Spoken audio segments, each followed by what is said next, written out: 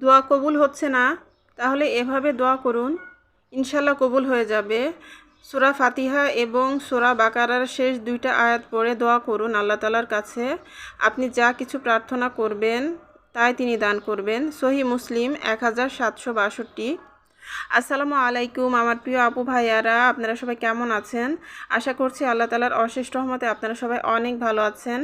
আমরাও আলহামদুলিল্লাহ আল্লাহ তাআলার অশেষ রহমতে ভালো আছি। তো নতুন আরেকটি ভিডিও নিয়ে আপনাদের মাঝে চলে এলাম। আশা করছি আজকের ভিডিওটা আপনাদের কাছে ভালো লাগবে। তো এই তো আমাদের বাসার সামনে মেন যে দরজা সেটা খোলার পরে আমাদের বাসাটা এরকম লাগে দেখতে। তো এখানে 3টা ইউনিট আছে, আমরা তিন ভাবিরা থাকি। তো 3টা ভাবি মিলে কিন্তু আমরা আমাদের বাসার সামনেটা এভাবে করে গাছ দিয়ে সাজিয়ে নিয়েছি। তো সবাই কিন্তু ভীষণ পছন্দ করে আমাদের বাসার সামনেটা। তো যারা ছাদে যায় তারা কিন্তু সবাই অনেক পছন্দ করে এই জায়গাটা। তো সেটা আপনাদেরকে একটু দেখিয়ে দিলাম। আর এখন এই যে আমি একটু হালকা নাস্তা করে নিয়ে তারপর চা খেয়ে নিব। আর আমি সকালবেলা নাস্তা করেছিলাম, তো সেটা রেকর্ড করা হয়নি। তো এখন আবার ক্ষুধা লেগে গিয়েছিল, তো এখন একটু হালকা ব্রেড দিয়ে জেলি দিয়ে খেয়ে নিলাম, নিয়ে তারপরে চাটা খেয়ে নিতেছি। তো আজকে একটা বিশেষ দিন, আর বিশেষ দিন বলতে আমার কাছে আসলে সেরকম কোনো বিশেষ দিন না।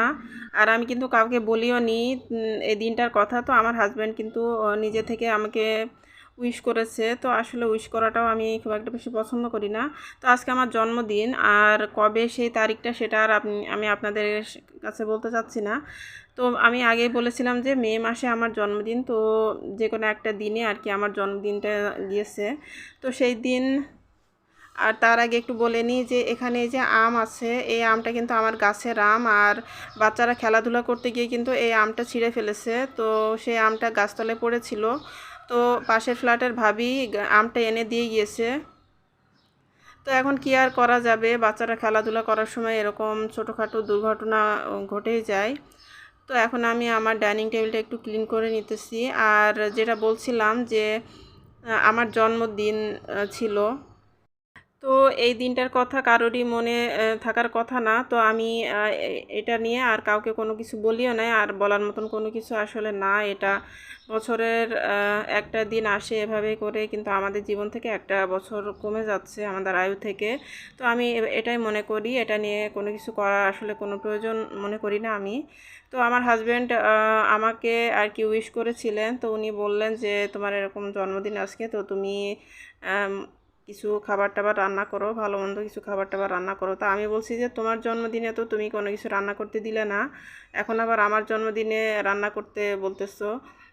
তো বলছে যে হ্যাঁ, আমার জন্ম মানে ওনার জন্মদিনে কিছু করা লাগবে না, কিন্তু আমার জন্মদিনে আর কি করতে হবে। তো আমার জন্মদিন উপলক্ষে আমাকে আর কি রান্না করে সবাইকে খাওয়াতে হবে। তো এরকম একটা আর কি ব্যাপার স্যাপার। তো যাই হোক, যেহেতু উনি বলেছিলেন, তো তার জন্যই আজকে আবার পোলাও রান্না করব আর খাসির মাংস রান্না করব। তো উনি বললেন যে খাসির মাংস আর পোলাও রান্না করো, তো তোমার জন্মদিন উপলক্ষে আমরা সবাই একটু খাওয়া দাওয়া করি। তো এই আর কি। তো এই তো আমি আমার মেয়েদের রুমটা একটু পরিষ্কার করে গুছিয়ে নিলাম। আর আমার মেয়েদের আবার কোলবালিশ লাগে, তো 2 মেয়ের জন্য দুইটা দুইটা করে 4টা কোলবালিশ আর কি এভাবে রাখতে হয়। তো বাইরে তো প্রচণ্ড রোদ উঠেছে, আর এখন তো আবারও সেই আগের মতন গরম, প্রচণ্ড গরম। আর যখন ভয়েস ওভার করতে যায় তখন তো প্রচণ্ড রকমের গরমে ঘেমে অবস্থা একদমই খারাপ। তো যাই হোক, এখন এই যে আমি দুপুরবেলা রান্না করতে চলে এসেছি কিচেনে। তো এখন আমি ফার্স্টে খাসির মাংসটা বসিয়ে দিব। তো আমি তেলের মধ্যে পেঁয়াজ কুচি দিয়ে দিয়েছি, তারপরে আস্ত গরম মশলা দিয়ে দিলাম, দিয়ে তারপরে এখন ভালোভাবে নাড়াচাড়া করে টমেটো কুচি দিয়ে দিলাম, দিয়ে এখন এই যে আদা বাটা, রসুন বাটা, তারপরে যে মশলাটা সেদিন তৈরি করেছিলাম গত ভিডিওতে আমি দেখিয়েছিলাম, তো সেই মশলা পরিমাণ মতো দিয়ে দিয়েছি। তারপরে আমি লবণ, হলুদ, মরিচের গুঁড়া, জিরার গুঁড়া, তো সব ধরনের মশলা পরিমাণ মতো দিয়ে খুব ভালোভাবে মশলাটাকে আমি কষিয়ে নিয়েছি। তো আপনারা তো দেখেছেন যে মশলাটা কষাতে কষাতে একদম কালচে কালচে হয়ে গিয়েছিল। তো তারপরে আমি খাসির মাংসটা দিয়ে দিলাম, দিয়ে খুব ভালোভাবে আমি এখন মাংসটাকেও কষিয়ে নিব। তো আমার প্রিয় আপু ভাইয়ারা, আমার ভিডিও যদি আপনাদের কাছে ভালো লাগে তাহলে আমার ভিডিওতে একটা লাইক দিতে ভুলবেন না প্লিজ। আমার ভিডিওতে একটা লাইক দিয়ে আমার পুরো ভিডিওটি ফুল ওয়াচ করবেন। আর যারা এখনও পর্যন্ত আমার চ্যানেলটি সাবস্ক্রাইব করেননি কিন্তু আমার ভিডিও দেখেন, তো সেই সমস্ত ভাই আপুরা তো আমার চ্যানেলটি প্লিজ সাবস্ক্রাইব করে আমাকে একটু সাপোর্ট করবেন আর বন্ধু হয়ে আমার চ্যানেলের সাথে থেকে যাবেন। আমিও ইনশাল্লাহ আপনাদেরকে সাপোর্ট করব এবং 24 ঘন্টা পর আপনাদের চ্যানেলে গিয়ে আপনাদের পরিবারের সদস্য হয়ে যাব অথবা আপনাদেরকে ব্যাগ দিয়ে দিব। তো এই তো কথা বলতে বলতে আমি কিন্তু মাংসটাকে খুব ভালোভাবে কষিয়ে নিয়েছি আর দেখুন অনেকটা তেল উঠে গিয়েছে। তো এখন আমি ঝোলের পানিটা দিয়ে দিলাম আর পাশের চুলায় এই যে আমি পোলাওটা বসিয়ে দিয়েছি আর আমি পোলাওটা অন্যভাবেই রান্না করব। তো আমি দুইভাবে রান্না করি, পোলাও চাল ভেজেও রান্না করি, আবার এই যে এভাবে পরিমাণ একটু বেশি করে দুধ দিয়ে তারপরে এই যে পানি দিয়ে দিয়েছি আর এখন এই যে বলক এসে গেলে তারপরে আমি পোলাও চালটা দিয়ে দিব। তো এভাবেও আমি রান্না করি, তো দুইভাবে রান্না করলেই অনেক ভালো লাগে। আর এভাবে যেহেতু একটু দুধ দিয়ে রান্না করি তো এভাবে রান্না করলেও কিন্তু অনেক ভালো লাগে। তো এই যে আমার দুই চুলায় দুইটা রান্না হইতেছে। তো এই পর্যায়ে আমার একটা প্রিয় আপুর কমেন্ট পড়ে নিই।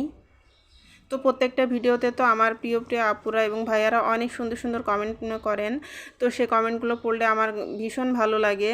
তো আমি চিন্তা করেছি যে এখন থেকে আমি আমার একটা করে প্রিয় আপুর কমেন্ট প্রত্যেক ভিডিওতে পড়ব, তাহলে হয়তোবা আমার আপুরা খুশি হয়ে যাবেন। তো আমার সেই প্রিয় আপুটার আইডির নাম হচ্ছে জেসমিন সাব্বির স্বপ্না ব্লগ। তো জেসমিন সাব্বির স্বপ্না ব্লগের জেসমিন আপু কমেন্ট করেছিলেন, আসসালামু আলাইকুম প্রিয় বোন, কেমন আছেন? ওয়ালাইকুম আসসালাম আমার প্রিয় আপু, আলহামদুলিল্লাহ আমি ভালো আছি। লাইক দিয়ে তোমার ভিডিওটা দেখে নিলাম।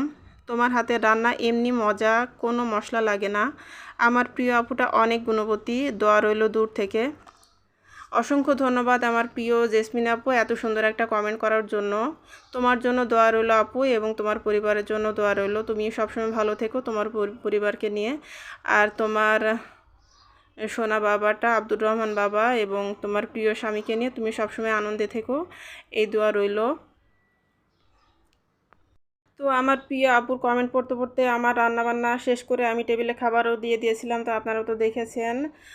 তো এইগুলোই ছিল আমাদের দুপুরের খাবার, পোলাও, খাসির মাংস, টমেটোর সালাদ আর পেঁয়াজ কাঁচামরিচ আর লেবু। তো এগুলো দিয়ে আমরা আলহামদুলিল্লাহ অনেক ভালো অনেক ভালো লাঞ্চ করেছিলাম। তো আমার হাজব্যান্ডও কিন্তু খাবারটা অনেক পছন্দ করেছিলেন। আর সন্ধ্যার পরে আমার হাজব্যান্ড আবার বাইরে গিয়েছিলেন, তো এই যে বাচ্চাদের জন্য কিছু ফাস্টফুড নিয়ে এসেছেন। তো এখানে যে চিকেন ফ্রাই নিয়ে এসেছেন বাচ্চাদের জন্য, আর এই চিকেন ফ্রাইটা কিন্তু আমাদের বাসা থেকে খুব একটা দূরে না দোকানটা। তো এই দোকানের চিকেন ফ্রাইগুলো কিন্তু ভীষণ ভালো লাগে আর এগুলো কিন্তু খুবই রিজনেবল প্রাইজের মধ্যে, এক একটা পিস 50 টাকা করে নেয়, কিন্তু খেতে অনেক বেশি মজা। আমার বাচ্চাদের জন্য প্রায় আনা হয় আর অনেক পছন্দ করে আমার বাচ্চারা।